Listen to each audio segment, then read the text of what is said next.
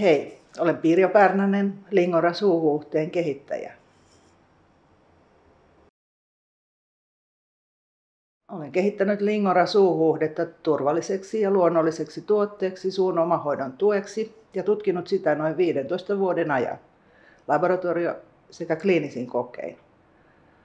Sen vaikutukset perustuvat puolukalle ominaisiin fenolisiin yhdisteisiin, joilla on antimikrobisia, antiinflammatorisia sekä antioksidatiivisia hyödyllisiä vaikutuksia.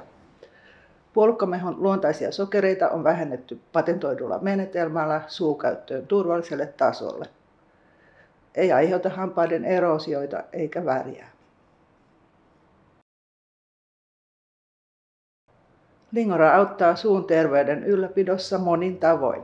Se vähentää suun haitallisia mikrobeja, kuten reikäbakteereita ja kandidahiivoja, sekä vähentää ienverenvuotoa ja plakkia ja lisää syljen eritystä. Toisaalta se suosii probioottisten maitohappobakteerien kasvua, tasapainottaen näin suun mikrobifloraa. Lingora suuhuuhde on kotimainen ja tutkitusti tehokas tuote.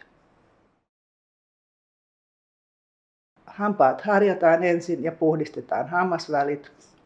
Lingoraa voi käyttää tehokuurina aamuin illoin 10 ml 30 sekunnin ajan tai jatkuvassa käytössä 10 ml 30 sekunnin ajan kerran päivässä.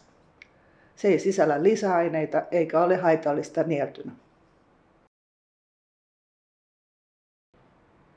No, se sopii kaikenikäisille kaikenlaisiin suuvaivoihin, esimerkiksi kuivan suun oireisiin, ienverenvuodon ja plakin vähentämiseen.